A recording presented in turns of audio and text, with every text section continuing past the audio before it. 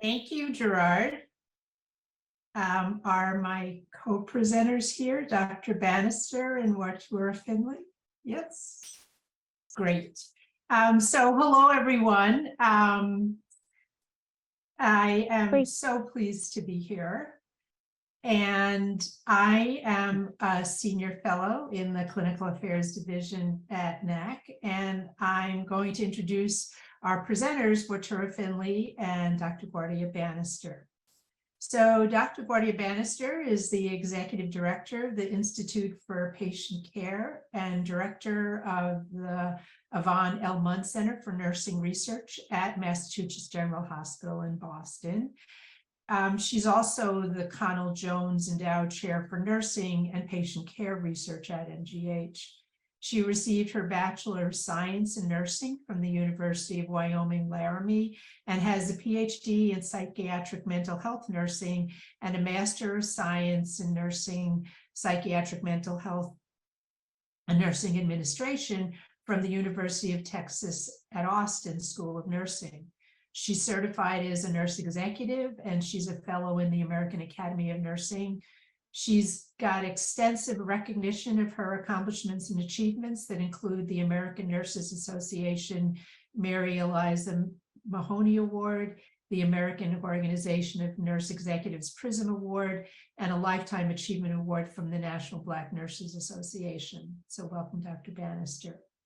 Wartura Finley is the Senior Vice President of Workforce and Training at the Massachusetts League of Community Health Centers, where she oversees a team focused on a broad array of programs designed to recruit, retain, and develop a diverse health center workforce. She has more than 20 years of experience partnering with employer organizations to design and implement employee benefits and solutions that attract and retain critically needed workforce. Under her leadership, the Mass League is the only primary care association to receive HRSA funding to address workforce resilience at health centers. So I'm really looking forward to hearing about the great work our presenters are doing with this funding. Ladies. Well, thank you so much, Dr. Wang, for that introduction. We are thrilled to be here today. So again, Wartura Finley, Senior Vice President of Workforce and Training for the Mass League. And as Dr. Wang shared, I'm joined by my colleague today, Dr. Guardia Bannister, the Executive Director for the Institute of Patient Care at Mass General Hospital here in Boston. Thank you to the NAC planning team for inviting us to this year's Workforce Summit. Dr. Bannister and I are just thrilled to be here today to discuss the partnership that our organizations forged. So a primary care association and a world-renowned academic medical system came together to collaborate on a pilot program designed to strengthen well-being in the community health center workforce. So we can advance the next slide, please. Today, we'll provide for you an overview of our well-being pilot program that we've developed with the support of HRSA funding. We'll also discuss how this collaboration was formed, some of the keys to our successful partnership, as well as some of the challenges that we've navigated in the process of engaging in this work together. And we hope by the end of this session that you'll have learned some strategies to building strong teams across disciplines and organizations, and we'll have gained some insights into developing an engagement strategy of your own that's centered in understanding what matters most to our health center workforce. Next slide, please. So as we all know, much was asked of our community health centers during the pandemic response. In addition to them remaining open for our patients' primary care needs, health centers diverted much needed significant resources to community-wide COVID-19 testing, contact tracing, and vaccination. And while we know it was the right thing to do, we've also come to understand that those heroic efforts exacted a toll on both our patients and on our workforce. And while the entire healthcare system is faced with ever-growing workforce shortages in the wake of COVID-19, health centers feel those shortages more acutely, because in addition to these unprecedented levels of exhaustion and burnout our staff have experienced, we simply can't compete with the enticement of higher salaries in other settings. And as our health centers navigate these staffing shortages, they're also dealing with increased demand from patients who deferred care throughout the pandemic, patients who already faced significant health disparities long before the spring of 2020. So that means that our staff are working harder than ever with greatly diminished support. And on top of all of this, our country is faced with a mental health crisis. So all of these issues require a myriad of approaches, as this audience knows all too well, including the need for greater investment in community-based primary and behavioral health care. And like all of you, the Mass League continues to explore new ways to support our community health center workforce through various supports and initiatives. But we also need some immediate solutions that can help us to strengthen, nurture, and retain our current workforce while also attracting new staff. So we believe that building a culture of wellness at community health centers can be one of those solutions. So as a primary care association, we recognize the importance of providing greater support to our membership as it related to wellness and well-being. And with that backdrop, in 2021, in response to a HRSA notice of funding for a 3-year grant entitled Promoting Resilience and Mental Health among Health Professional Workforce, the Mass League and Mass General Hospital teamed up to explore this grant opportunity and to discuss ways that together we'd be able to support the workforce wellness within community health centers. So we brought together a team of diverse individuals representing different disciplines, varied educational backgrounds, and work experience. And fundamental to this group's success was the incorporation of some guiding principles that my colleague, Dr. Bannister will share a little later. So this partnership between Mass League and Mass General resulted in our being awarded this HRSA funded project designed to identify and implement evidence-based programs that support resilience, wellness, and mental health among the health center workforce serving in rural and medically underserved areas of Massachusetts. And the program also aims to enhance organizational cultures at these health centers to move toward a sustainable model for enhancing employee mental health and wellness. We know without organizational culture being at the center of this, then we're really not going to have long-term change and sustainability. So we came together, we selected a few pilot health centers to partner with us on this journey. And these health centers range in size, the populations that they serve, and geographic locations. We wanted to ensure that we had diversity amongst the health centers that we chose for this work. And we've branded our program, as you'll see on our slides, Be Well Together, to really convey the idea that we're truly better when we collaborate and to build a sense of community. Next slide, please. So this is our timeline of our journey. And in 2022, we began the work of assessing the landscape of existing wellness resources. So what's already out there? What do people already have access to? And then later that summer, we conducted listening sessions to really help us assess the status of staff wellness and priorities at each pilot health center. The listening sessions were held with C-suite leaders and a sample of mid-level managers and supervisors so that we could collect more qualitative data on their individual perceptions of staff wellness at their health center. We also wanted to get a better sense of the current resources and programs that were available at community health centers. And importantly, we needed to know what were the barriers for accessing some of those resources and programs. These sessions allowed us to hear directly from leadership and from staff, and it helped us to guide the types of resources that we would soon implement within health centers. And in the fall of 2022, we launched an all workforce survey at each of those pilot health centers to determine baseline individual well-being and organizational culture. And based on those results, we've started our work, as you can see from the arrow there, with developing curriculum to implement programs within health centers. Next slide, please. So as we've discussed thus far, this grant was really designed to help health centers to begin the work of addressing the burnout, stress, and anxiety that was already present within health centers, but was exacerbated by COVID. It's our hope that by implementing evidence-informed approaches to improve the wellness and mental health of health center staff, then we're able to start enhancing well-being on an individual staff level and improve clinical workforce retention and patient outcomes overall. So now we'll talk a little bit about how the Mass League and Mass General were well positioned to take on this work, given our respective organizations' accomplishments. So one of the things, next slide, please. One of the things that makes our partnership successful is our organization's ability to rapidly deploy relevant resources. Over the course of the pandemic, both Mass League and Mass General quickly pivoted to be responsive to the needs of patients and of the workforce. Mass League leveraged virtual forums, we had learning sessions, we did role-based online communities to share information and foster peer-to-peer learning across health centers. The League also developed a playbook of best practices for health centers, and we used that to implement and promote COVID vaccine clinics and how health centers could stand those up on their own. Our deep engagement with our members enabled us to provide responsive support along with resources and advocacy at a most critical time.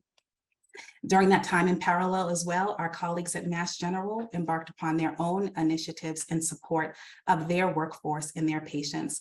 So I'll turn it over to Dr. Bannister to discuss the parallel efforts that Mass General engaged in to support their patients and their workforce.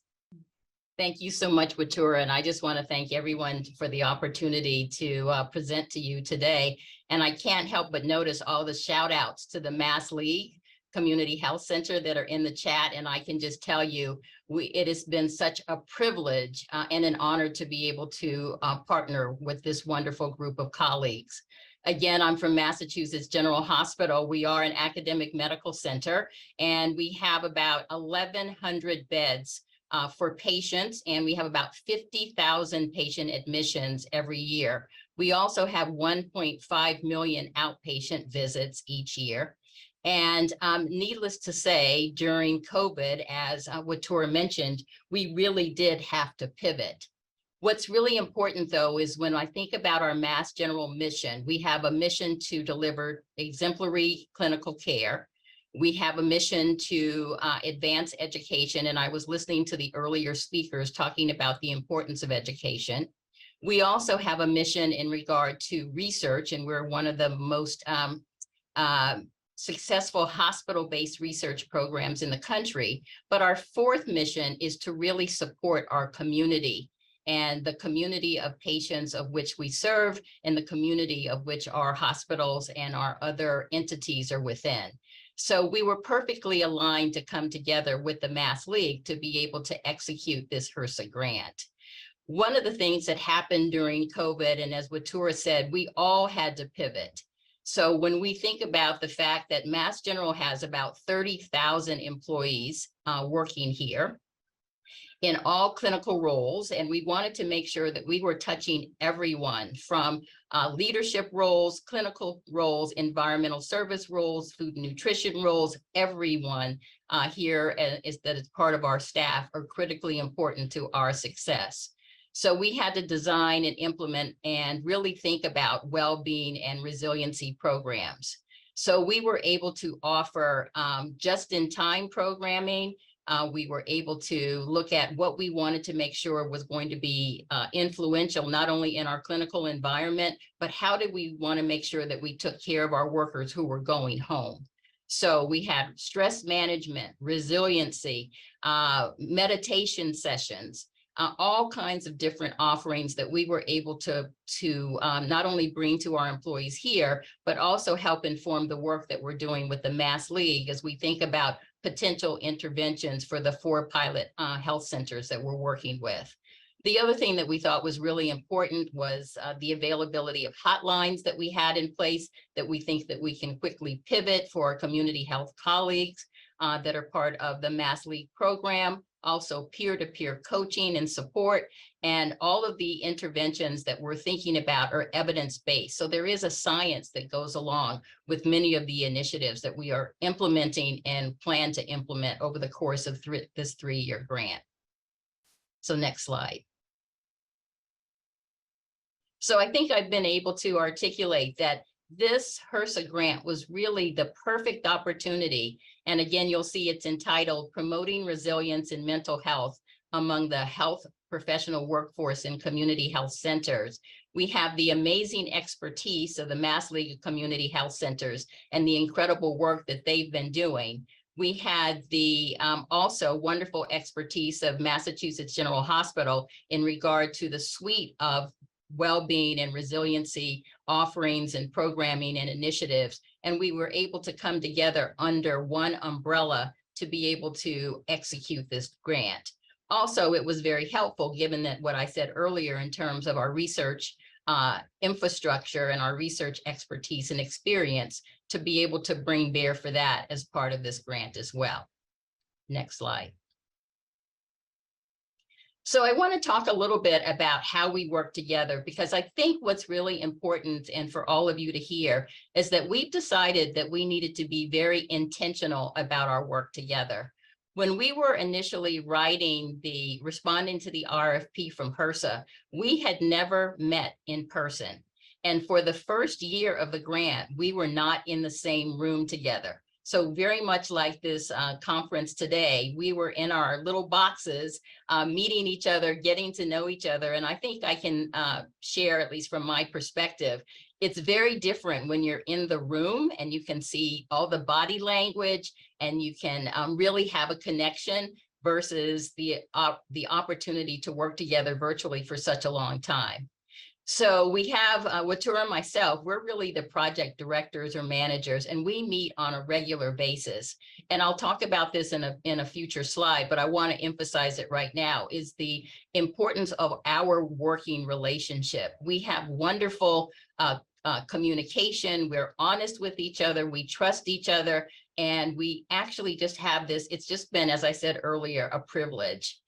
We brought our project teams together. So we have regular weekly meetings where we're really going through. We look at the objectives that we've established for our HRSA grant, and we want to make sure that we are tracking them on a regular basis. Are we meeting the objectives? Are we making sure that we have in place the infrastructure to be able to, at the end of our grant, deliver the important outcomes? And when I say that, what I really mean is we want to make sure that this program has really a sustainable impact on the community health center workforce. So at the end of the day, it's wonderful having this grant, but it's really the people that are on the ground that are delivering the care or cleaning the floors or answering the telephones. We want to make sure that what we have done will be impactful for them.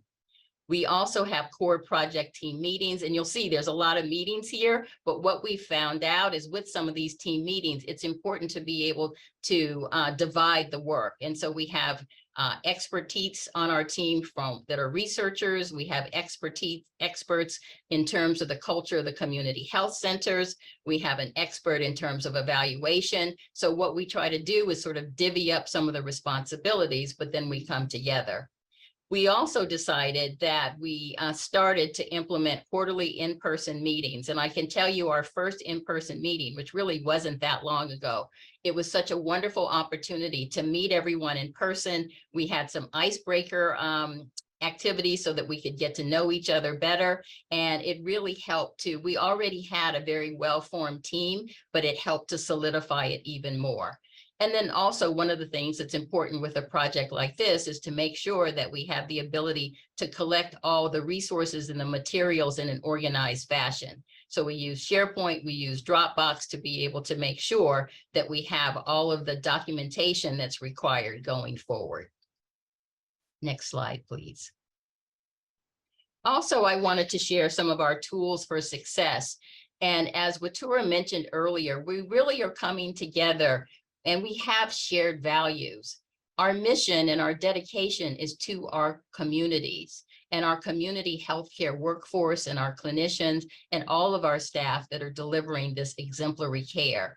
The other one, and I'll go through some of the other areas of missions and goals that we have, is equity was always something that we talked about at the very beginning of our work together. We felt like it was so incredibly important that we have a program that was equitable in terms of ensuring that we had resources that were in multiple languages, that when we were executing some of our surveys, that we wanted to make sure that anyone, whether English was their second language, that they were going to be able to participate. One of the things that we also looked at is we developed what we call team norms. Because as you're coming together as a team, as I said, we hadn't been together in person for over a year. We were doing this incredible work together. We did have these shared values and this mission, but we also wanted to make sure, because we were different and we were coming from a different lens and different perspective, that we developed some team norms. Some of those norms are, and I won't go through all of them with you today, but we wanted to make sure, obviously, that we treated each other with dignity and respect. That we also valued this incredible partnership and this opportunity to be able to come together. That we wanted to ensure, as I said earlier, that we wanted to make sure the health and well-being of the community health center workforce, we wanted to make sure that that was always fundamental and our North Star in regarding to the work we were doing. Again, I mentioned equity, and again, being intentional. I think that these things don't happen by themselves. They don't happen happenstance. So we wanted to be intentional going forward.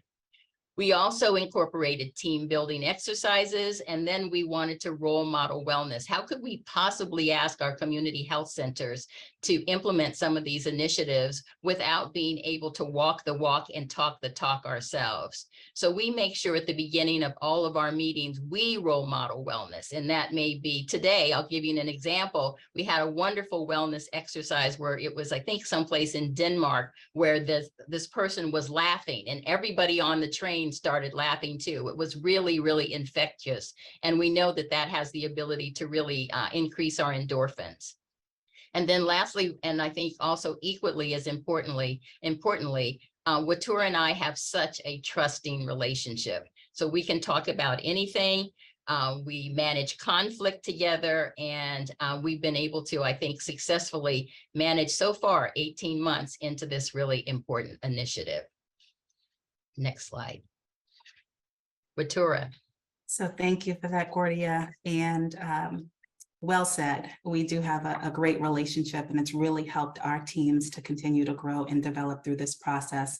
And as Gordia mentioned, our North Star is at the center of our work is what's best for the health centers. So we can't do this work effectively without our partnership of our health centers. And we've utilized a multifaceted approach to engaging with our health center partners. So first, we worked with our pilot health centers to identify and designate an executive sponsor and a project champion.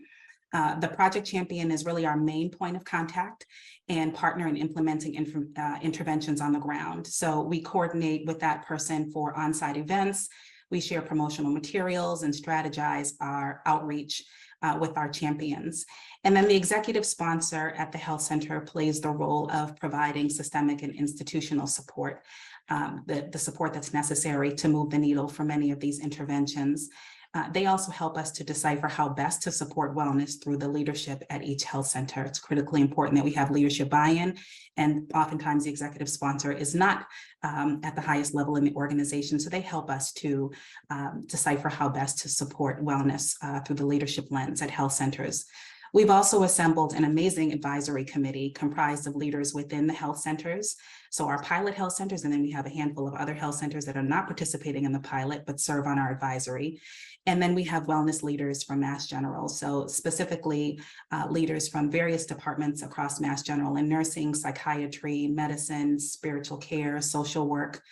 And these members were selected because of their deep experience with developing and implementing programs for healthcare workers. We hold quarterly meetings with our advisory, and their collective expertise and input has been extremely valuable to us in this process. They've served as a sounding board for us, really helping us to move forward with our ideas, to navigate any challenges that we might have. And they've also just been a great support system, cheering us along all along the way and giving us the much needed commendation when we're going through some difficult challenges in the project. We have designated members of our project team, both from Mass League and from Mass General, function as a dyad in holding standing meetings with each health center. So this group plans, coordinates, and attends regularly scheduled meetings with our champions to share updates and exchange ideas. But most importantly, these meetings really allow us to keep the lines of communication open with our health centers. It allows us to serve as an extension of the health center's organization. And most recently, we developed another tool to aid in our engagement. And we call this BEST, Brainstorming Engagement Strategy Tool, and we'll show that on the next slide. But this tool helps us to guide our meetings and next steps in shaping and implementing interventions within the health centers. Next slide, please. So this is an eye test, so we won't ask you to read what's in these columns, but this is a screenshot of our brainstorming engagement strategy tool that we've developed. And this tool is the mechanism that we're using to identify priorities and opportunities to engage with each health center. And the first column lists every potential intervention that's been proposed over the course of our project. So those results that we had from our listening sessions and our survey responses. And then we allow each health center to rank their interest in ideal timeline for implementing a given intervention. And from there, it allows our team to get a better sense of each health center's priorities and have an ongoing dialogue with them about how we can support them moving forward. And in a few minutes, Gordia will share more about how this framework has helped us to better understand what we call what matters most to our health centers. But first, we'll discuss what we've implemented thus far, given our engagement together. Next slide, please. So we started developing interventions earlier this year, as you may have seen from our timeline, and we've implemented a combination of interventions tailored to the specific needs of health centers. But then we've also looked at shared interventions that can be used across all of our health centers participating. So for the tailored interventions, we really try to meet health centers precisely where they are and fill in wherever we can be helpful. So for example, last month, members of our project team participated on a panel on stress management during a lunch and learn hosted by a health center, the health center staff engagement team. And we were able to hand out physical materials and resources such as guided meditations. We had some journals, breathing and grounding exercises, complemented by a discussion on how to integrate mindfulness exercises into a busy workday. And then tomorrow, we have quite a busy team. Tomorrow, we're holding a wellness fair at another one of our pilot health centers. Our project champion suggested it during one of our standing meetings, and our project team quickly worked together to put together the logistics for this wellness fair. And so our Be Well Together team, alongside wellness experts from Mass General and community partners, will participate in this wellness fair tomorrow. And then, as we all know, each health center is unique. So some health centers are just starting to think about how to integrate well-being into their strategic plan, while others are more advanced in their planning. And so again, we meet health centers wherever they are. So we have one pilot health center who already started to prioritize well-being within their center. And they see Be Well Together and the work that we're doing as a complement to their existing strategies. They most recently consulted with an organization that's helping them to develop a program designed to help staff learn the connection between mind, body, and breath. The program teaches individuals how to use natural, specific rhythms to facilitate the release of deep stress. And since this program nicely aligns with the overall goals and objectives of the HRSA grant, our Be Well Together team will be supporting the health center in implementing this program within their center. So these are some examples of some tailored interventions specific to that particular health center that we are able to implement. And then we have shared interventions, and these are resources and interventions that all of our pilot health centers have identified in their baseline survey as particular areas of interest. So for example, we just held at the Mass League our annual Community Health Institute conference. All of our health centers are invited to attend that. And there we set up a wellness room at the conference site to model simple and affordable interventions that can help incorporate a little joy, a little peace into a health center staff's busy life. It was a space where conference attendees could take a breath, they could step away from the lively conference just to relax, and while there, pick up some materials and learn more about incorporating well-being into their day-to-day lives. This is an example of a shared intervention or shared resource that would be applicable to all of our health centers. And then later on this month, we're holding a financial wellness series for our health center staff to attend. What came out of some of our surveys, top common theme was around financial wellness and well-being, that staff were really interested in getting more resources and tools to help to support their financial well-being. So we've set up a series around financial wellness. And again, this is based on community health center feedback. And we're holding this session as a lunch and learn, and then we'll hold it again after hours, and then a third on a Saturday so that we can expand our reach. So we really want to, again, ensure that we're meeting staff where they are and providing flexibility in some of the resources and tools that we're providing for them. And we also plan to make recordings of this series, as well as host other wellness resources to health centers through a central website so that they can access these resources. So while our team has accomplished a lot in a short period of time, it hasn't been without challenges. I'm going to turn it back over to Dr. Bannister to discuss some of those challenges and how we've successfully navigated them. Thank you. Again, as Watura said, we've done a lot together, but there have been these challenges. And the great news about all of this is that we continue to work through these challenges together. First of all, because this is a HRSA grant and we need to go through our institutional review board in terms of IRB approval for all of our resources, materials, surveys, everything that we're using in regard to the grant, we have to run that through our review board. As a result of that, as we were developing our instruments and really thinking about our baseline survey that we conducted, the listening sessions that we conducted with the leadership and mid-level managers, all of those things had to be approved through our IRB. What we found out is that in addition to the time that it took to be incredibly thoughtful with our community health center partners about what information was going to be included, it also takes a while to be able to get that approval through the IRB because obviously they are reviewing multiple studies from across our system. So what we found is that sometimes there was a delay in our ability to get our surveys or our IRB approval through because it just took a little bit more time than we anticipated. With that being said, however, once we did receive IRB approval, we quickly then pivoted and started the implementation phase. The other thing that we learned is really the importance of understanding the rigor of our scientific inquiry. And then we wanted to make sure that we balance that with the sensitivity of what was really important to our community health centers. So for instance, let me give you an example.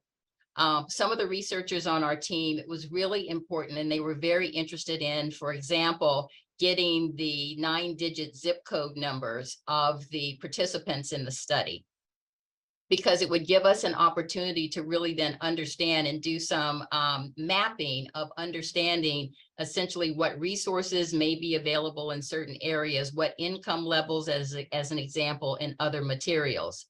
At the same time, when we were talking to our community health center colleagues, they felt very strongly that maybe this asking for that information might really prevent some of the community health center workers from being able to complete the survey because they felt like their confidentiality in some way may have been violated. So we had multiple discussions between our project team, our community health center colleagues, and really trying to understand with our colleagues of the Mass League, helping to guide us understanding the cultures of our community health centers, what really might be best. So we did a lot of modifications in regard to making some of the questions on our instruments being optional versus required. And then we also did the due diligence with our advisory board that we actually shared our survey very widely so that we could get a lot of feedback about whether this was going to be something that our community health center workforce was going to be able to complete. We also wanted to make sure that as we were thinking about the rigor and the sensitivity that we were able to implement the survey in other languages. So there were 3 other languages that we also had the ability to implement the survey so that we made sure that we were paying attention to the needs of our healthcare workforce. The last thing that we also did as we were making these edits is really, again, taking the time and the due diligence to understand the culture, understand the needs, and we didn't want to have anything that was going to be perceived as overwhelming, and I'll talk about that in just a minute. Again, as I said before, really understanding our primary care association, the Mass League, in terms of their perspective, and they were so helpful in terms of guiding this important work because we at Mass General don't have the experience that they have with the community health centers in really understanding their cultures. So a lot of due diligence, a lot of good time that was spent, but I think that our outcomes will definitely demonstrate that having taken that kind of time and being due diligent is going to be better in the long run for our outcomes. We also have, over the course of the last 18 months, had turnover, and we've had transitions in our team. So again, going back to a comment that I made earlier, the importance of being intentional as we've had new members join our team, we've really put together a very comprehensive orientation to our Be Well Together initiative so that they don't necessarily feel like there's this sort of, they're dropping in a program that they have really no background or information about. So we've been intentional about the orientation process. We also have a binder of our grant that we ask them to read, and we really go through and make sure that they have a very comprehensive understanding of the work that we're currently doing, but also the history of the work. How did we get here over the last 18 months? Then lastly, in regard to the survey, one of the things that we found out, and we needed again to be sensitive to our community health center workforce, is that some had already conducted surveys. So they were very concerned about survey fatigue and not wanting to over-survey their community. So we delayed, in one instance, the survey for almost a year before we implemented it because we wanted to be sensitive to our community health center. We also looked at the number of questions on our survey as an example. We also looked at the timing. And we also, something that we talked a lot about is preparing the environment. So preparing the environment means communication from leadership that the survey is coming. Preparing the environment, letting them know that the survey only takes 15 minutes or 10 minutes. Preparing the environment in terms of having on-site champions that are really the cheerleaders for please complete the survey because it's going to be helpful to you in the long run. So while this slide is talking about overcoming challenges, we had those challenges, but I'm very happy to say that we were able to and continue to overcome some of the barriers that come our way. Next slide, please. So I also heard this as our HRSA colleagues were ending in terms of the importance of joy in the workplace.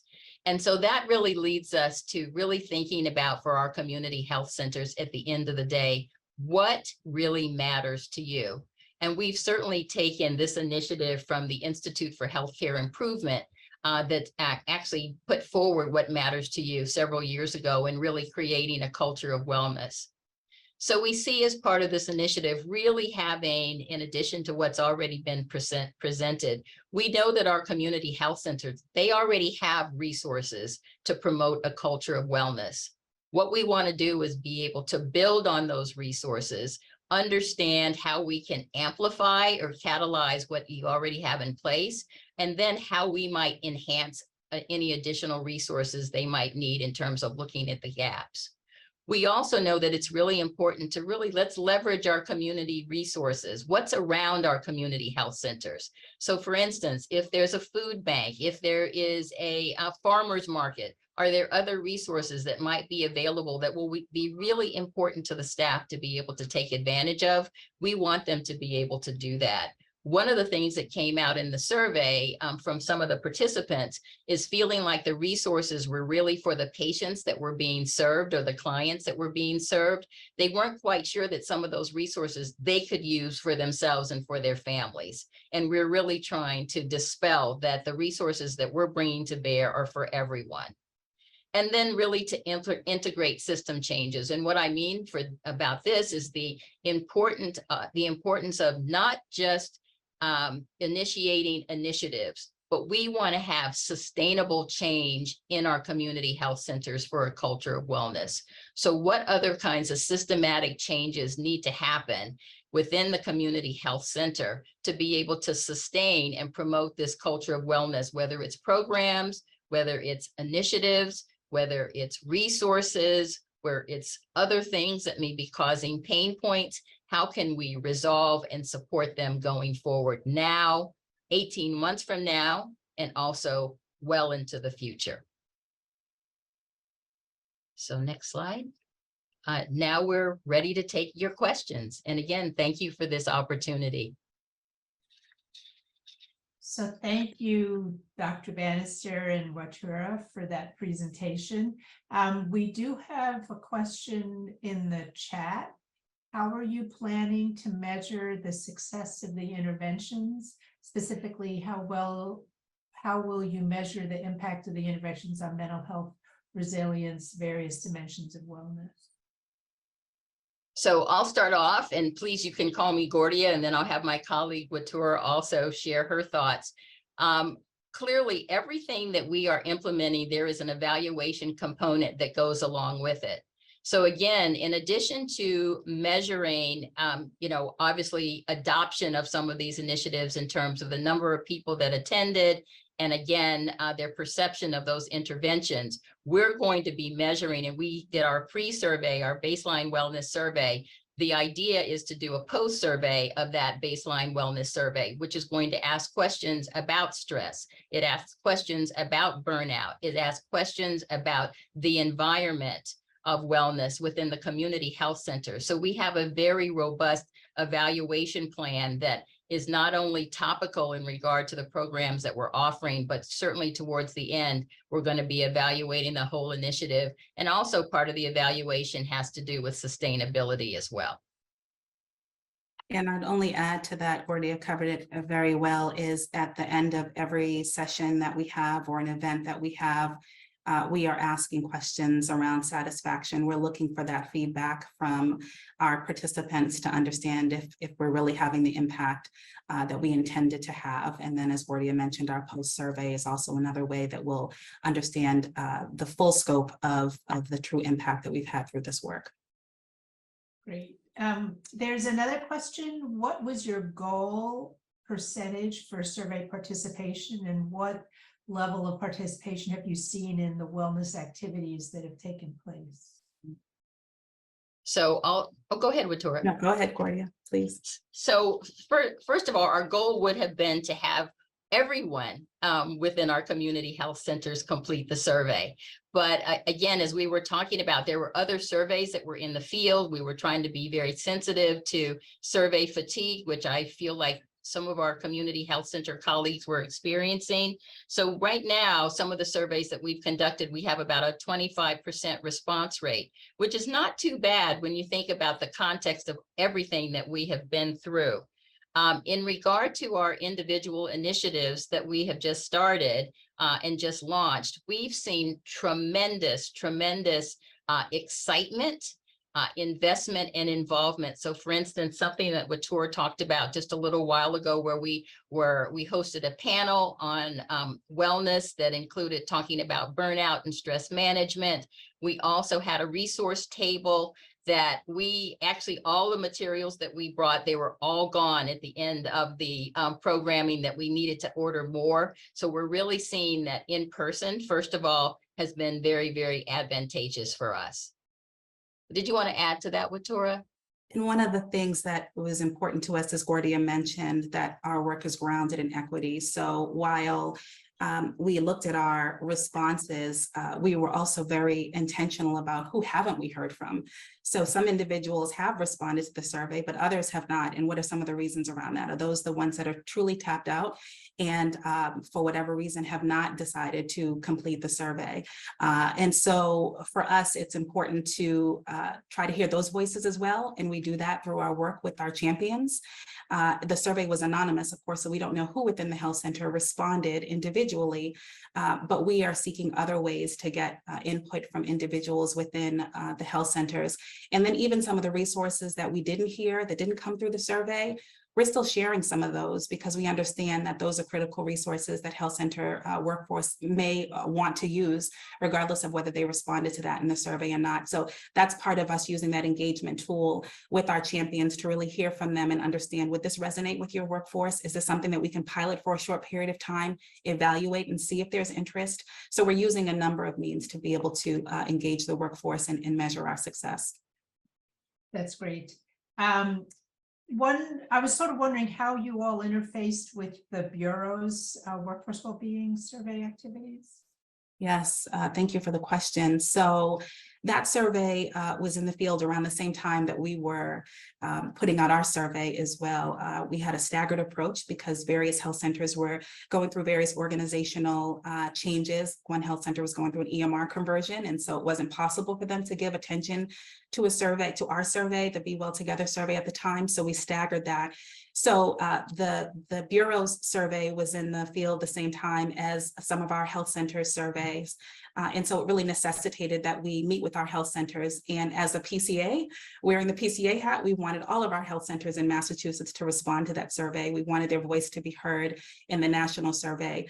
As leaders of the Be Well Together program, we wanted them to equally complete our survey so that we could hear really what they needed from an individual health center level. So it really required some education with the health centers, conversations around the importance of both of the surveys, also distinguishing the differences between the surveys and the value that they would get from completing both the health center specific survey through Be Well Together, as well as the national survey. And so we look forward to receiving the results at the PCA level that we could then explore and look for ways to incorporate some of those findings into the work that we're doing with Be Well Together. Thanks. I think we're out of time. I want to acknowledge there is a question in the chat, so maybe y'all could help with that, maybe offline. And thank you so much, Watora Finley from the Mass League and Dr. Gloria Bannister from Massachusetts General Hospital. Back to you, Gerard.